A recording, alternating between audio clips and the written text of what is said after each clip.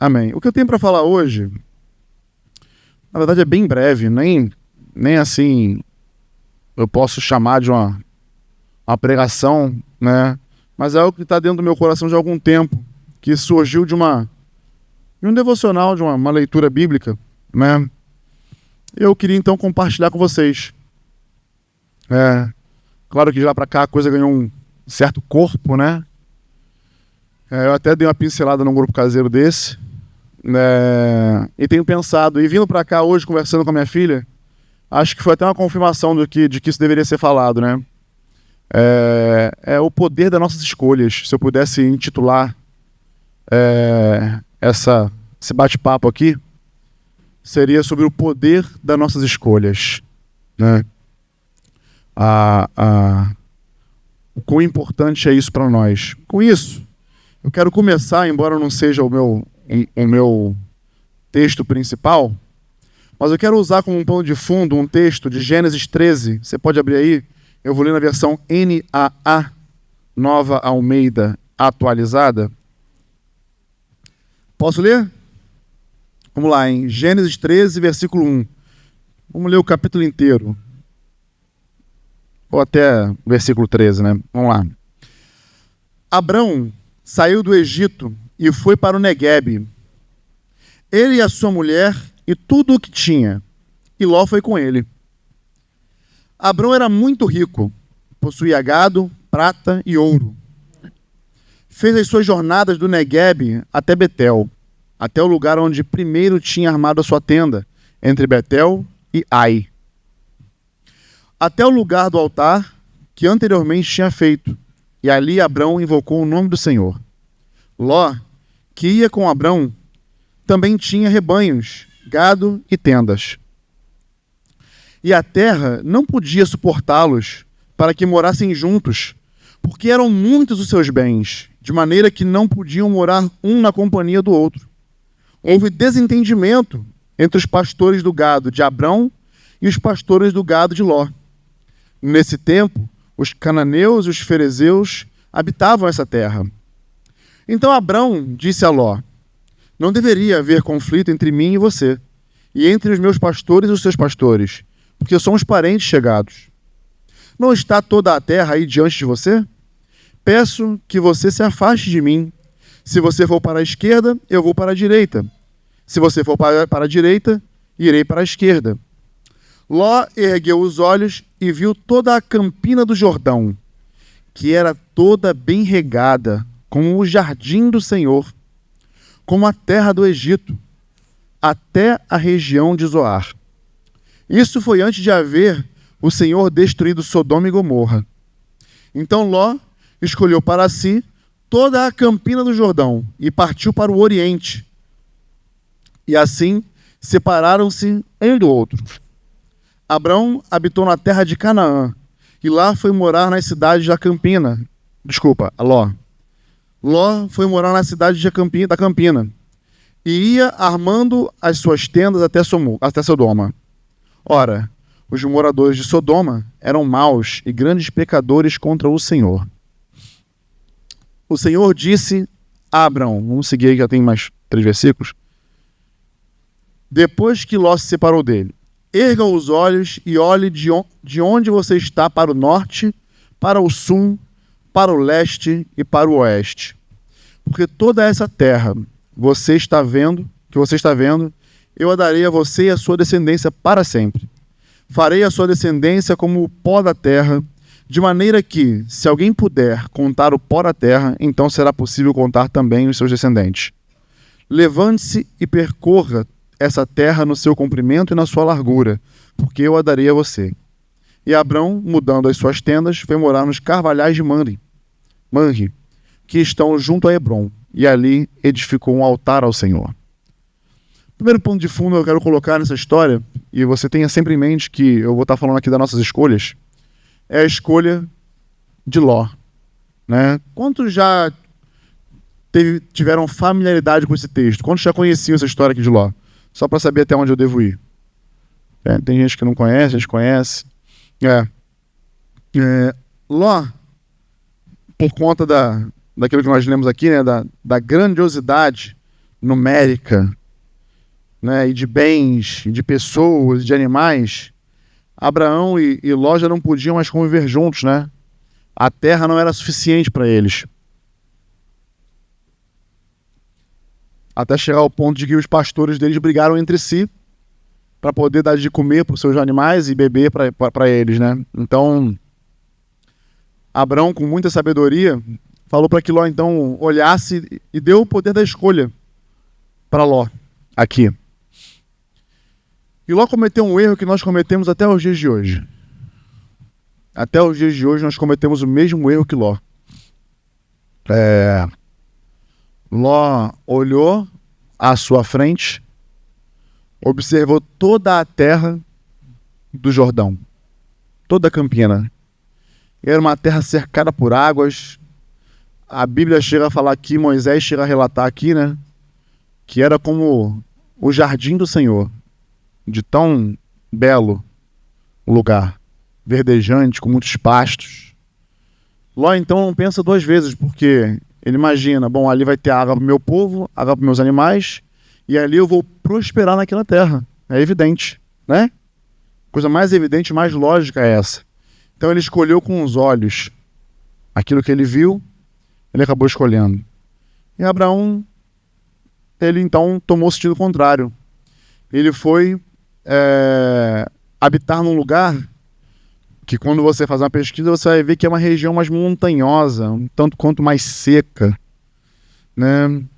E quando você para poder estudar um pouquinho sobre esse texto e verificar um pouco a situação aqui, você vai ver que a confiança de Abrão, né, aqui até então ainda chamado Abrão, né, e não Abraão, como o pai das multidões das nações, não estava no seu poderio de escolha, porque senão ele poderia exercer o seu direito de ser mais velho, de ser a pessoa que saiu e está peregrinando, porque Ló o acompanhou, Ló foi atrás dele, né? Abraão não chamou Ló para poder vir atrás dele. Ló, de maneira deliberada, foi atrás. Ele poderia falar, não, eu vou para esse lugar aqui e você vai para lá. Ele poderia ordenar. E seu sobrinho obedeceria. Mas Ló não fez isso. Ló deu o poder de escolha a Abraão, deu o poder de escolha a Ló. E a consequência disso foi Ló não ter aproveitado bem a sua escolha, né? Porque, como escolheu aquilo que estava à sua vista, aos seus olhos, ele se esqueceu de um fator muito importante, né? De que a bênção da prosperidade, né, de ser abençoado por Deus, não estava na terra que se escolheria, mas no próprio Deus. E a gente vê isso, inclusive, na atitude de Abrão, quando se desloca para o outro lado, vai para a terra mais seca, para a região montanhosa. Qual foi a primeira coisa que Abrão fez? Levantou um altar ao Senhor. Ele levantou um altar ao Senhor, né, e ao levantar o altar ao Senhor, a declaração, a comunicação de Abraão aqui é muito clara. Ele diz que o que ele está dizendo e nos ensinando é que aquele lugar, que a bênção daquele lugar, que a prosperidade daquele lugar, que a multiplicação dos seus bens, da sua família, dos seus animais, estariam sujeitos à vontade de Deus. E a vida dele também estava sujeita à vontade de Deus. Ló se deixou levar pelos seus olhos. E a consequência foi trágica. Quando você segue lendo a história, né, você vai ver que ele foi morar perto de Sodoma. Todos nós conhecemos qual foi o fim de Sodoma e Gomorra, né? Chegaram a querer, inclusive, a se deitar com os convidados, os anjos que se hospedaram na casa de Ló, né? De maneira pervertida. E o fim daquela cidade foi a destruição. E a consequência foi Ló perder tudo aquilo pelo qual ele havia escolhido e conquistado. Perdeu tudo. Perdeu, inclusive, a mulher, né? Só não perdeu as filhas, né? Mas gados, bens, propriedades, tudo se foi. Tudo isso pelo poder de uma escolha errada, né? Escolher de maneira errada. E aí agora eu vou ler um outro texto com vocês. Vou ler alguns textos com vocês, pequenos, né? Abre aí em Colossenses 4:14. Lucas, o médico amado, e também Demas mandam saudações. Agora corre comigo lá em Filemão, versículo 24. Vamos lá. Marcos, Aristarco E quem? Quem? E Lucas, meus colaboradores, mandam saudações a você. Amados, eu tenho uns gostos muito peculiares quando leio a Bíblia. Quando eu leio a Bíblia, eu fico muito atento. Opa, peraí que escapulhou aqui. Eu fico muito atento aos detalhes. Tem alguns detalhes na Bíblia, porque quando a gente lê a Bíblia, claro que a Bíblia, de uma maneira inteira, ela aponta para Jesus, o plano de salvação do Pai à humanidade, né? Mas tem uns detalhezinhos que vão passando assim, né? Algumas pessoas na Bíblia que a gente não dá muita importância. Você passa batido, lê. Igual quando você, por exemplo, vai ler genealogia. Vai ler lá Mateus 1, aí tu vai ler e fulano, que era filho de Ciclano, que era filho de Beltrano, que era neto de Ciclano. Aí tu, meu Deus do céu, um capítulo inteiro só pra isso, misericórdia. Aí tu vai lendo rápido, né? Nem passa batido, vambora, pá. E eu até falei isso no grupo, né? Eu gosto muito de dar assim um enfoque para saber quem foram essas pessoas, né? Principalmente no Novo Testamento e na vida da igreja, porque a gente pode extrair muitos ensinos acerca disso, né? A gente já tem os ensinamentos de Jesus, seus mandamentos e ordenanças, né? E quando você vai ver ali Atos dos Apóstolos e as cartas escritas por Paulo, por Pedro, né, aos Hebreus, você aprende a maneira como a igreja vivia naquela época. E claro, você pode trazer isso para a sua vida. Você aprende com alguns personagens bíblicos da época.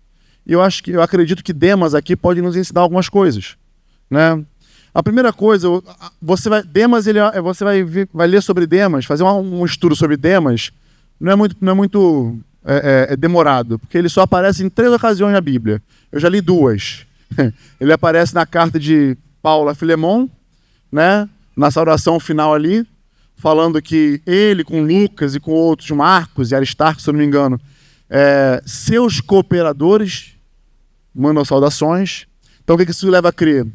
Nessa época aqui, né, onde Paulo escreve a carta a Filemon e a carta aos Colossenses, que foram entregues de maneiras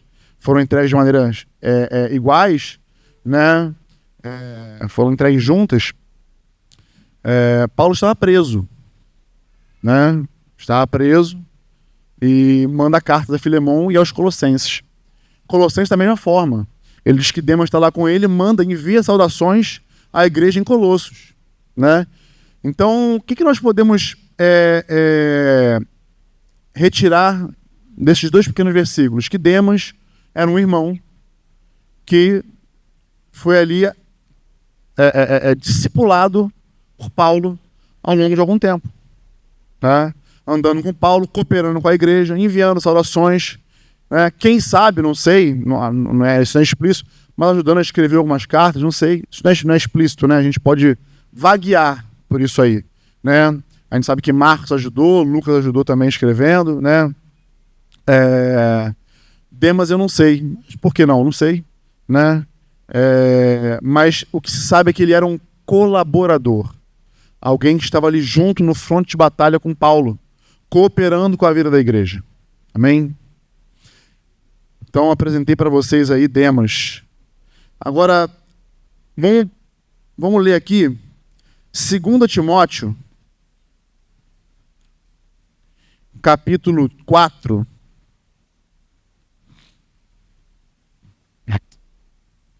Eu vou ler do 1. Tô nem aí, não. Vambora, vamos ler logo antes. Vamos ler do 1. O que eu quero ler está no versículo 10, mas eu vou ler a partir do 1 para contextualizar vocês. Eu gosto de contar uma história, né? Já viu.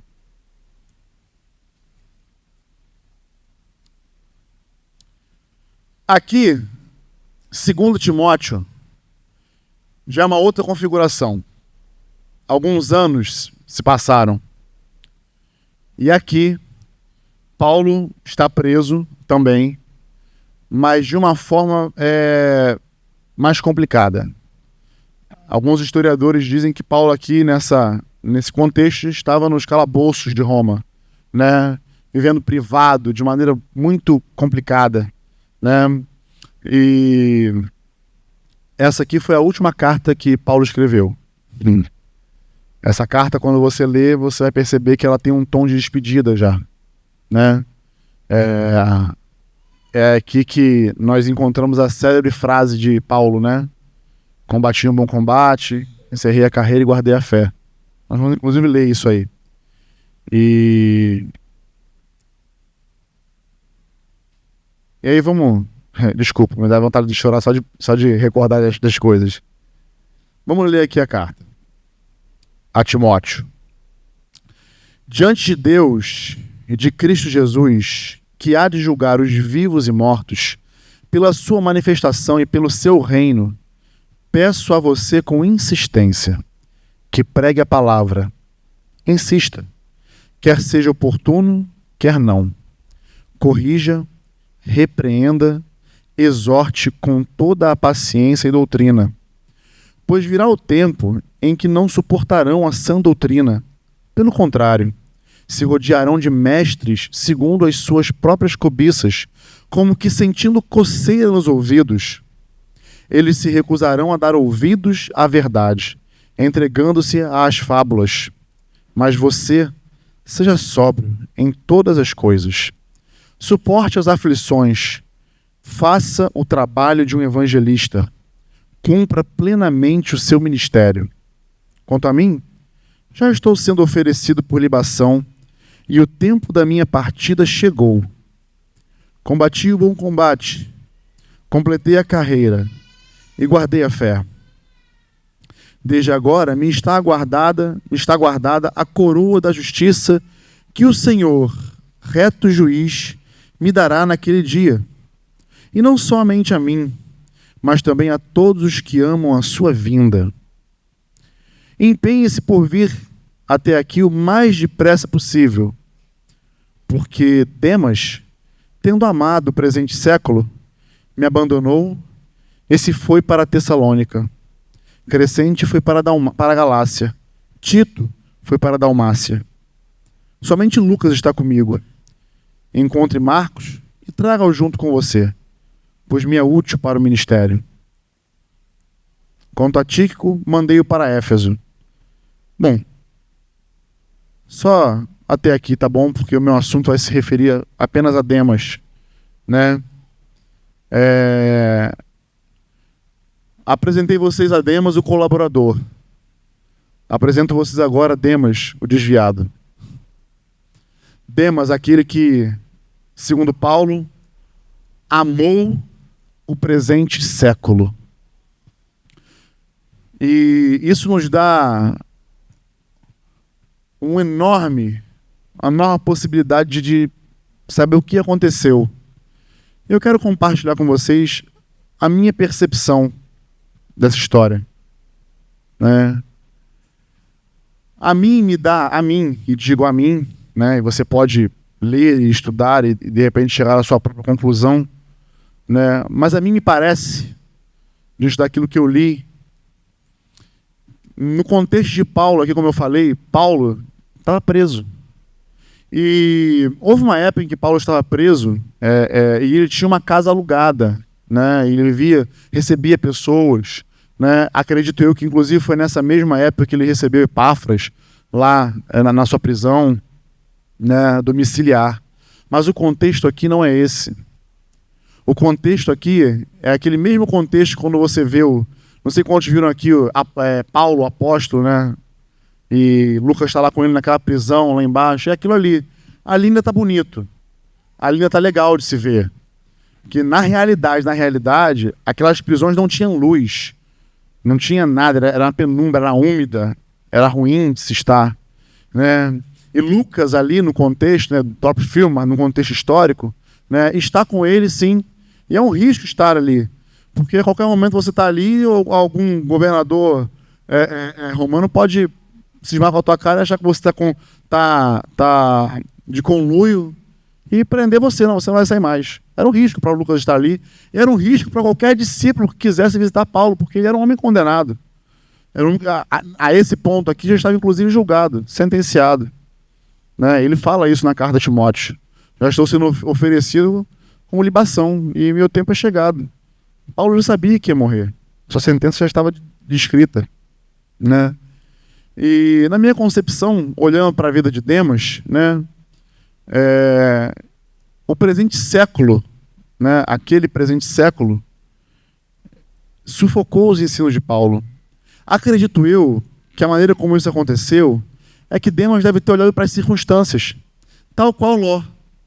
Lembra de Ló, quando nós acabamos de ler? Ló olhou para o vale, olhou para uma planície maravilhosa, esverdejante, esverdeada, né? Verdejante, com água, com abundância, e falou: é ali que eu vou prosperar. É para ali que eu vou. Na minha concepção, Demas optou pela mesma coisa. Demas olha para a situação de Paulo, olha para aquele homem e vê aquele homem preso. Talvez, outrora, o tivesse conhecido, não sei quais foram as circunstâncias que levaram Demas a seguir Paulo, né? Mas me cabe aqui ressaltar que, muito possivelmente, pode ter sido através de uma pregação poderosa em alguma dessas cidades por onde Paulo passou. E Demas, ao ver todo aquele poder, aquele poder de persuasão que Paulo tinha, né, através da palavra, não que esse poder estivesse em Paulo, mas através de Paulo, que ele fala isso aos Coríntios, né, não poder de persuasão, né, mas com manifestação de poder, né, através da palavra. Muito provavelmente Demas deve ter olhado para aquilo e ter se enchido, né? E talvez em algum momento, olha, eu quero isso para minha vida. Eu quero seguir esse Deus, eu quero seguir esse Jesus Cristo a quem Paulo prega. Eu quero andar com esse homem, eu quero me parecer com ele. E isso é bom. Muito bom. Muito bom quando estamos no nosso auge. Muito bom quando nós estamos por cima, né? Muito bom quando nós somos referência, quando nós somos alvos de elogios, né? Muito bom quando as pessoas olham para nós e querem se parecer conosco por conta daquilo que nós fazemos. Isso é muito bom. Mas já não era mais a condição em que Paulo se encontrava. Paulo se encontrava condenado. Paulo se encontrava já velho, idoso. Paulo já, de repente, não demonstrava mais aquele vigor de outrora. E cá para nós, quem é que queria seguir um condenado? Quem é que queria seguir um criminoso? Alguém que é contado entre os bandidos? Como seria a sua reputação ao escolher andar com uma pessoa assim? Certamente você seria contado como um deles. Lembra de Pedro? Quando Jesus foi levado à sinagoga preso, diante dos religiosos, e as pessoas: você estava com ele, você fala como ele. Não estava não. Tá louco. Negou Jesus 3 vezes. E é justamente no momento de pressão da nossa vida, porque aqui, nesse momento aqui, ninguém vai negar Jesus. Ninguém vai se desviar. Ninguém vai querer escolher contrário aos seus princípios e à sua fé. Ninguém. Mas são nos momentos de pressão que a gente percebe onde a nossa fé está firmada. O Paulo falou algo interessante aqui no início. Não sei quantos estavam, quantos ouviram, né? Mas longe de mim querer amaldiçoar, isso não é uma maldição, a gente só fala apenas a realidade, né? Quem me garante que hoje eu vou sair daqui e vou estar vivo para poder contemplar o resto do dia? Quem me garante? Eu espero estar vivo, sim. Espero viver ainda mais alguns longos anos, mas ninguém garante isso, né? Então, ninguém sabe quando Jesus vai voltar para nós mesmos, né? A gente aguarda a volta de Jesus, que a Bíblia diz, gloriosa, né? Onde ele vem resgatar a sua igreja, onde ele vem resolver todos os nossos problemas nesse sentido, né? Do pecado, né? Mas Jesus pode voltar hoje para nós. E a gente pode estar aqui agora e amanhã não está. Né? Como aquele ladrão na cruz: Senhor, quando tu entrar no teu reino, lembra de mim. Né? E aí é no momento de pressão, de aperto, é que nós percebemos onde a nossa fé está arraigada. Eu vinha conversando com a minha filha, né, no carro hoje, desde ontem tenho conversado com ela, porque ela está ficando uma mocinha, né? Então a gente vai ter devagarzinho, tendo que ir soltando a coleira, né? dando espaço. E aí ontem ela teve na sua primeira festa de 15 anos. Imagina. Falei, não vai chegar bêbado em casa não, hein? Ai, Jesus. Mas eu sei o que isso representa no mundo dela hoje. Não no meu mundo. Na minha época eu não ligava para essas coisas, não. Mas no mundo dela hoje eu sei o que isso representa. Até porque não tinha ninguém de nós lá. Todos, até onde eu sei, né, eram ímpios. Era uma festa de ímpio. Era uma festa de gente que não tinha Jesus como o Senhor da sua vida. Né? E eu sempre faço questão de lembrar ela dos princípios ao qual ela foi ensinada. Né? Olha, lembra daquilo que você tem sido ensinada. E lá mesmo, ela já começou a me... Quando era 1h da manhã, será que a pista de dança abriu, ela falou, pai, tô horrorizada. Primeiro tu me matou de susto, né? Porque ela me manda assim, pai, socorro. Eu falei, pronto, deu algum B.O. Ó, tu é pai, tu já levantou a sobrancelha e já pensou, imagina, minha filha, primeira vez que ela sai, tá lá em Vila Valqueiro, na casa de festa, manda um WhatsApp, pai, socorro. Meu coração quase saiu pela boca. Falei, o que houve?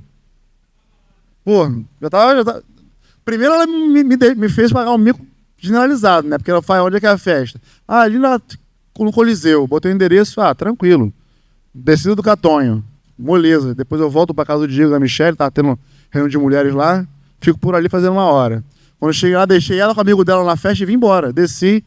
Aí eu tô descendo o Catonho, sorte sua, tá? Eu tô descendo o Catonho, ela, pai, então, o que foi? Não é que não. É a festa errada. Aí eu, como é que é isso? Tu não me falou que era aí? Não, eu errei. Não sei porque eu achei que era aqui, mas eu errei. Falei, caramba. Aí volta eu lá, subi o Catonho de novo, peguei ela, deixei ela lá na festa, né? E aí quando foi 1 e pouco ela me fala isso, pai, socorro, tô horrorizada. Eu falei, que foi, garota?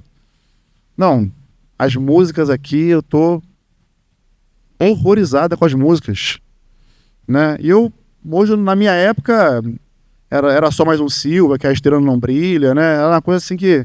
O Márcio, ele era funkeiro, era pai de família, era pai de família.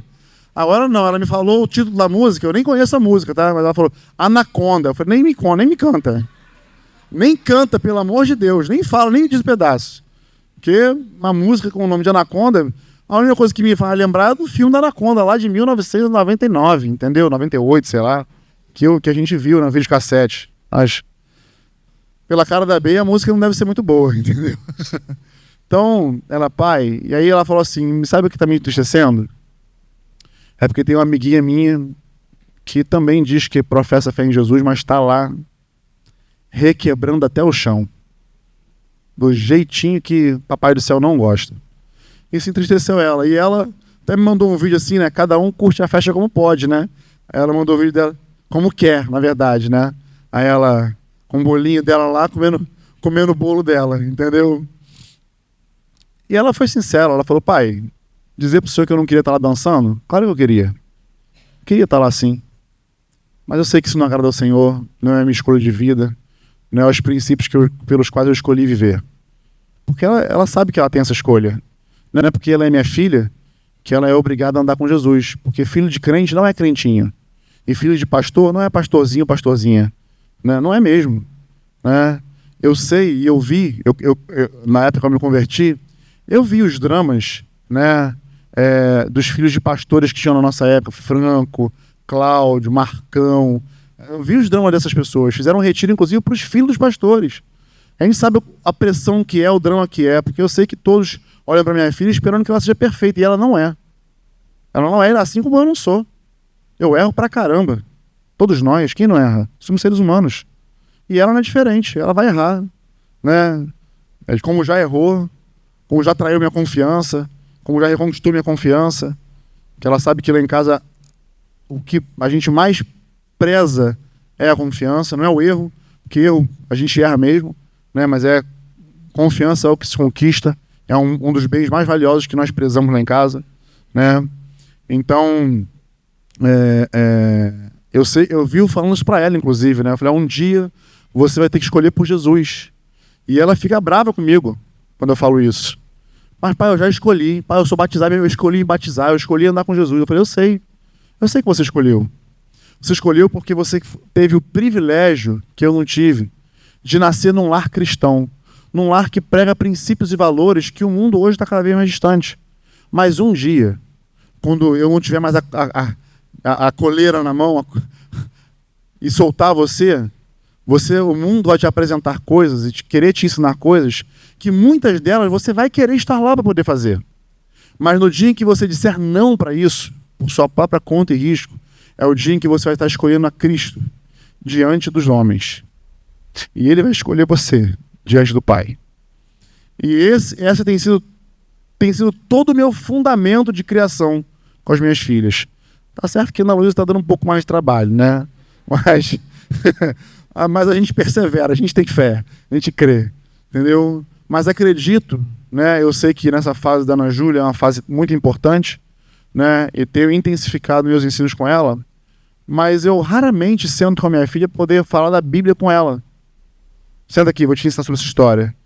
Eu procuro fazer isso de maneira empírica, com a minha vida, com as escolhas, com meus erros, com meus acertos. Eu procuro mostrar a ela os benefícios que uma escolha acertada traz e os malefícios que uma escolha errada traz, né? E procuro fazer isso sendo quem eu sou.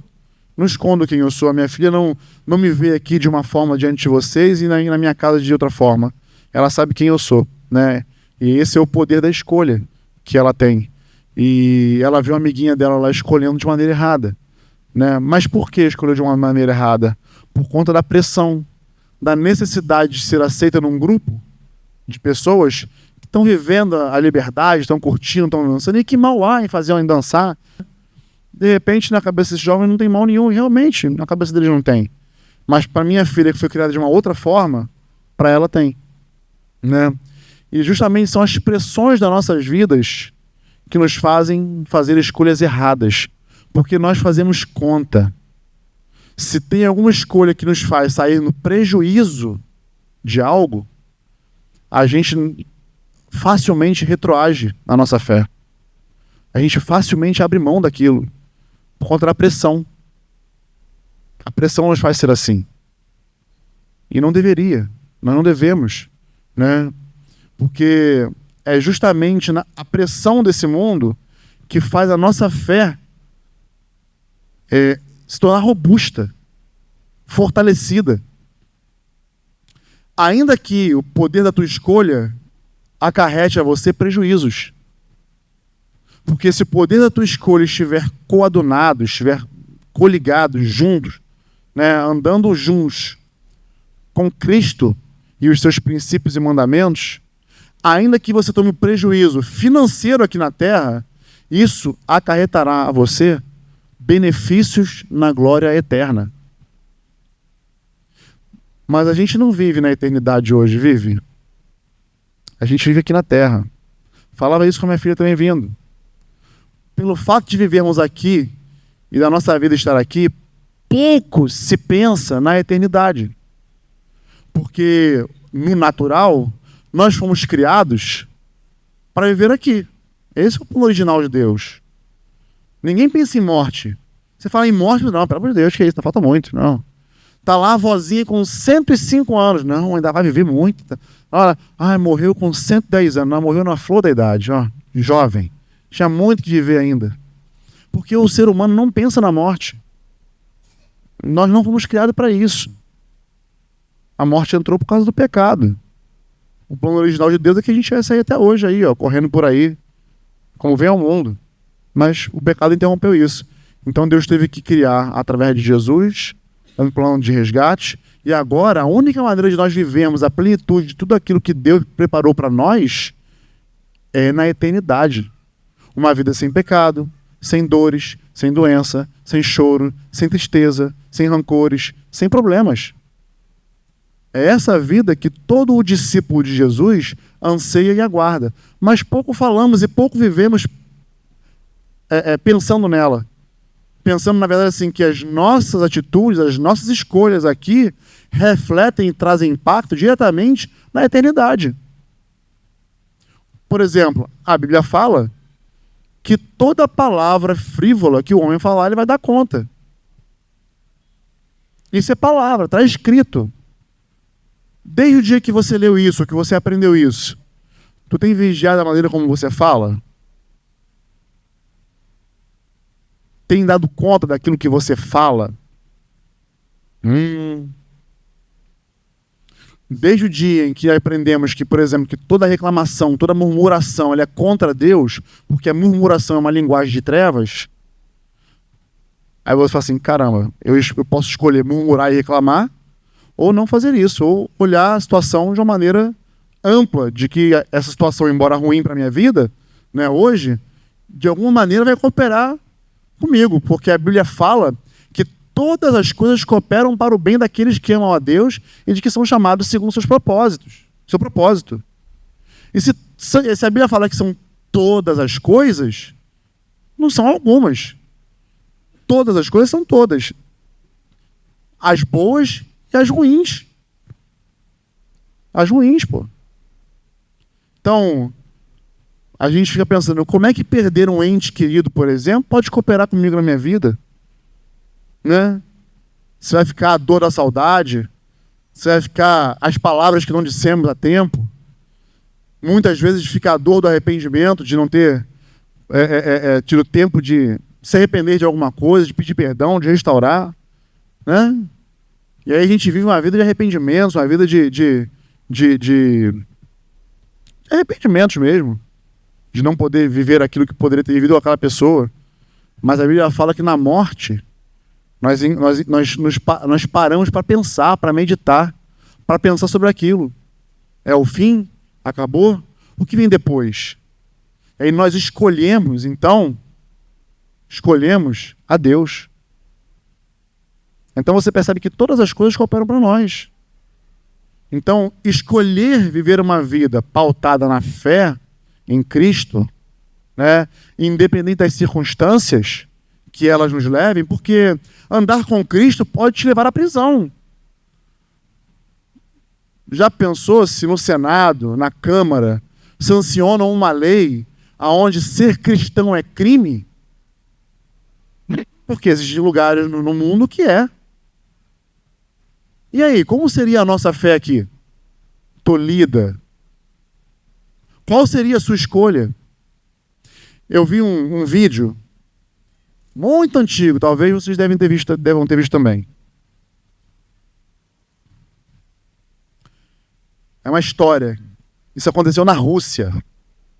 Na Rússia. Diz que estava uma comunidade reunida assim, a igreja reunida, né? Como aqui. E no meio da pregação, no meio do culto, entraram alguns homens encapuzados, de preto, armados até os dentes. Tomaram a palavra, botaram o pastor de canto, apontaram as armas e falaram assim, ó, quem não negar Jesus agora aqui, quem não negar a sua fé, vai morrer. Quem vai negar? Desse lado aí. Uma renca. Pro lado de cá. Então vocês estão liberados, pode ir. Quem não negou? Pouquíssimos. De um canto. Pode ficar aí, vai todo mundo morrer. Os que negaram saíram, foram liberados, agradecidos a Deus por terem sido salvos, imagino eu, né? E aí na hora que todos foram embora, esses homens se sentaram e falaram, pastor, pode continuar o culto. Aqui estão os de verdade. Aqui estão os que creem. Porque estavam dispostos a perder a sua vida por conta de Jesus. Isso fala de escolha, amado. Isso fala das nossas escolhas. Jesus fala que aquele que o confessasse diante dos homens, ele o confessaria diante do Pai. Mas aquele que o negasse aqui também diante dos homens, também seria negado lá em cima diante do Pai. Isso fala do poder que a nossa escolha tem e de que ela vai ecoar até a eternidade. Não brincar com isso. Demas aqui foi, na nossa leitura rápida, 3 versículos. Em 3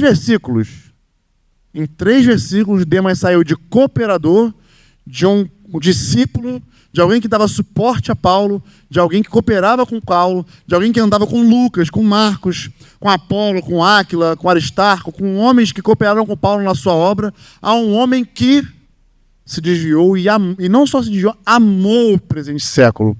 Isso significa que aquilo que Demas olhou à sua volta, né, primeiro, na minha concepção, ele olha para Paulo e fala, bom, aqui não tem nada de bom mais para mim.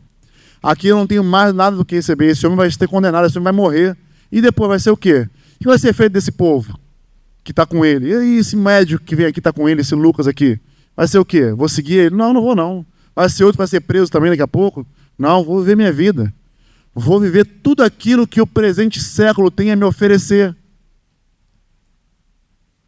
Eu não sei, amados, como terminou a vida de Demas. Mas cabe uma especulação para nós. Eu não sei se na eternidade nós vamos encontrá-lo ou não. Mas seria uma grande lástima, né? Não encontrá-lo lá. Seria uma grande lástima. Sabemos que ao chegar lá, que não Demas, ele realmente amou o presente século e ficou no presente século, vivendo e amando o presente século daquela época, né? Vivendo lá em Tessalônica, né? Se esbaldando com todos os prazeres que o mundo poderia oferecer. Amados, nos dias de hoje, não tem sido diferente. E, na verdade, Demas teve que claramente se desviar e se apartar e amar o presente século para que Paulo pudesse falar aquilo. Mas hoje, o presente século, ele tem se infiltrado no meio da igreja de maneira muito sorrateira. Existe muita coisa diluída no meio do evangelho. Muita coisa aguada. Não é à toa que Pedro fala lá em 2 Pedro 2,2, eu acho. É 1 Pedro 2. Deixa eu falar, porque senão vão falar que eu estou falando heresia aqui, que tá ruim.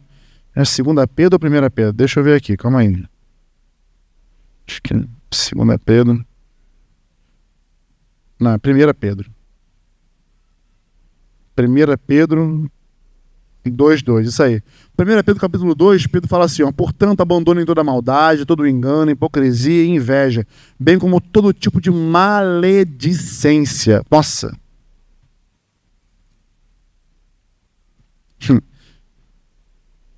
Como isso aqui tem permeado a igreja, amados, Jesus Cristo. A maledicência. Se tornou algo simples, corriqueiro. Como Deus abomina isso. Um irmão falando para outro irmão de outro irmão.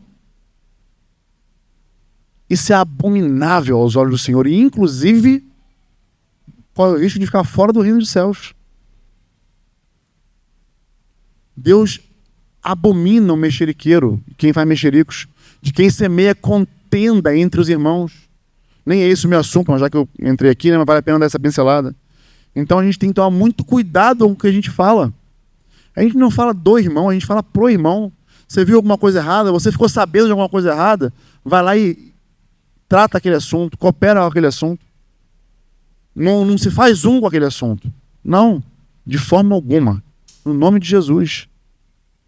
Aí ele fala, ó, como crianças recém-nascidas, desejem o genuíno leite espiritual, para que, por ele, lhe seja dado crescimento para a salvação. Se Pedro faz questão de enfatizar o genuíno, porque Pedro poderia falar, olha, desejem ardentemente o leite espiritual, né, um alimento que vai fazer vocês crescerem. Mas para que Pedro dê uma ênfase aqui na palavra genuíno, autêntico, verdadeiro, é porque já naquela época já existia um leite diluído, algo aguado. Na minha época, o leite tipo C, né? Quem lembra do leite de saquinho tipo C era mais aguado. Tipo A era cara, a gente não comprava não. Tipo A era complicado. Então tem muita gente no meio da igreja bebendo leite tipo C, né? Hoje chama de desnatado, né? É mais chique, né? Mas um leite diluído que não vai ter todos os nutrientes necessários para que aquela pessoa tenha sustância e cresça, se desenvolva, né? Quando na verdade o que Pedro está querendo dizer aqui é toma logo eu fazia isso, né? Não sei quantos já tiveram esse prazer, né? Na roça, a gente ia para a fazenda lá, eu era moleque, com a canequinha, 4 horas da manhã, na hora de tirar o leite da vaca lá, ó. debaixo da teta da vaca e... Só que é o seguinte, né? Meus primos eram criados lá, né? Então pra eles é tranquilo. Eu era garoto da cidade, né? Eu acompanhava, eu gostava, né? Eu gostava, mas era tomar ali e o resto vocês sabem pra onde ia correr, né? Não dava nem uma hora, era bater e valer, entendeu? Cara, o leite é muito forte. Meu Deus do céu. Mas gostoso. Né? Todo dia. Eu vivia com piriri lá, mas era gostoso. Mas pensa, o leite é tão forte, que chega a dar um piriri. E é esse leite aqui, amados. É um leite consistente que nós devemos desejar, almejar, para que a gente possa crescer. Crescer. Então, no nome de Jesus, queridos, que a gente possa nos atentar para as escolhas que fazemos no nosso dia a dia. Porque essas escolhas estão presentes na nossa vida todos os dias.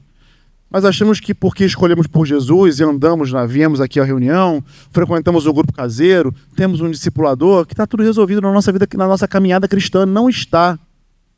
Isso é só a caminhada. Isso é a carreira. Tem um título de um livro que eu peguei do Carlinhos, coitado, nem devolvi ainda. Poxa vida. Mas já está comigo há mais de 5 anos, já é meu, né? Uso campeão, né? 5 anos, né? Então já é meu. Carlinhos, perdeu o livro, entendeu? É meu, vou escrever meu nome e já era. Mas o título do livro é assim: quem é você quando ninguém está olhando? Porque eu sempre falo isso, né? Aqui estão todos lindos e maravilhosos me olhando, sendo obrigados a me ouvir falar. Quando não sou eu, é o Cidinho, é o Ziel, ou um Franco. Vocês sentam aí e ouvem. Se eu ficar aqui até 2 horas da tarde, vocês vão ficar pau da vida comigo, mas vão me ouvir. Entendeu? Porque são educados, são polidos. Vão sair daqui falando mal. Pô, gastou a palavra, falou pra caramba. Entendeu? Não entendi nada do que ele falou, mas falou. Mas tive que ficar lá ouvindo, porque eu vim aqui ouvir, então tem que ouvir. Entendeu? Mas e quando você está só? Quem é você? Quando ninguém está te olhando. Só o Espírito Santo. Você é essa pessoa que está aqui? Ou não? Ou as suas atitudes sozinho, não condiz com quem você é perto das pessoas? Você toma partido de um grupo para agradar um grupo e aí acaba ficando mal com o outro, ou você fica no meio termo para poder fazer política. Essas coisas não são boas, amados. As nossas escolhas estão diante de nós todos os dias. Eu falo isso com a Ana Júlia o tempo todo. As escolhas estão aí. Eu não estou te criando para ser uma médica, uma advogada de sucesso. Isso eu te dou todo o suporte, mas é uma escolha sua. Eu estou te criando porque eu quero estar lá na eternidade e eu quero que você esteja lá comigo. Essa é a minha criação. E eu não estou dizendo que a formação acadêmica não é importante. É muito importante, né? Embora, enfim, as coisas como estão hoje, né? Não tá muito legal, né? As faculdades todas tomadas por ideologias, mas enfim, ela vai chegar um momento de uma faculdade. Eu espero que a mente dela, o coração dela, o espírito dela esteja pronto para enfrentar todas as dificuldades que fazer uma faculdade nos dias de hoje existe, né? Então, as nossas escolhas estão diante de nós, todos os dias, todo o tempo. Escolher por Jesus, né? Você faz uma... Ontem nós estávamos, né? Nós não, né? Eu cheguei no final, que fique bem claro, né? E houveram algumas conversões no encontro de mulheres ontem, né? Para a glória de Deus. E uma irmã me procurou no final, falando que a amiga que ela trouxe aceitou Jesus, né? E aí demonstrou algumas preocupações ali por conhecer a amiga. E então a gente orientou a gente fazer uma oração de confissão, né? E antes da oração que nós fizemos por ela lá, eu falei para ela sobre isso, sobre o poder da escolha, como um casamento. Você escolhe casar. Ninguém te obriga a fazer isso, né? Você escolhe casar de livre e espontânea vontade. E depois que você casou, você escolhe todos os dias permanecer casado. Por quê? Porque é dureza. Qual é o marido que nunca botou uma toalha molhada em cima da cama? Ou nunca passou em casa com um pano de chão, a mulher passando um pano de chão e tu... Ou pior ainda, chegou do futebol, né, Abner? Com as borrachinhas da Grama Society na chuteira e... Só esses três já é motivo para divórcio. Na cabeça da mulher? Tô falando uma mentira, não? Que as mulheres me contrariam isso, eu tô falando uma mentira? Pô. Permanecer casado é uma escolha diária. Porque eu vou errar, ela vai errar, nós vamos errar. Mas ainda assim escolhemos permanecer juntos. Porque o meu erro, o erro dela, podem ser facilmente acertados quando escolhemos por Cristo na nossa vida. Eu escolho Jesus hoje e nada que acontecer no dia de hoje, por pior que seja, vai me demover dessa escolha. Tive um dia péssimo. Ao invés de ser promovido, fui rebaixado no trabalho. O pneu do carro furou e não foi só um pneu, foram dois, então o step não adiantou de nada. O seguro estava vencido e não consegui chamar um reboque. Nisso tudo, em todas as circunstâncias, se a gente abre a boca para louvar a Deus, ao invés de murmurar contra os problemas, isso fala de uma escolha. Da nossa escolha. Isso se remete à escolha de Abraão, que ficou com a terra seca, montanhosa, e ainda assim escolheu levantar um altar ao Senhor diante daquela terra. Como tem andado o teu altar diante das tuas escolhas? Essa é a pergunta que fica. Será que vamos começar como Demas? Cooperadores, firmados, juntos, misturados? Não, Paulo, conta comigo que eu estou aí contigo. Pô, tamo junto. É isso que eu quero para minha vida. Essa é a escolha que eu faço. Mas tão depressa e tão logo, passemos a amar o presente século, que se infiltram no meio da igreja de maneira muito sorrateira, com a cultura do não tem nada a ver, não, isso é muito duro, isso já foi, isso é antigamente, a cultura hoje mudou, a sociedade hoje mudou. Claro que mudou, tudo muda, todas as coisas mudam e vão continuar mudando, mas uma coisa só não muda: a palavra. A palavra de Deus é imutável. Imutável. Tal qual ele é. Ele é o mesmo hoje, ontem e para sempre há de ser. Não existe imutabilidade no Senhor. Ele não muda. Ele permanece o mesmo. E ele permanece fiel. E se formos fiéis para escolhê-lo, ele é fiel para nos escolher também e nos confessar diante do Pai. Então, que a gente possa escolher por Cristo todos os dias da nossa vida, em todo o tempo, no nome de Jesus.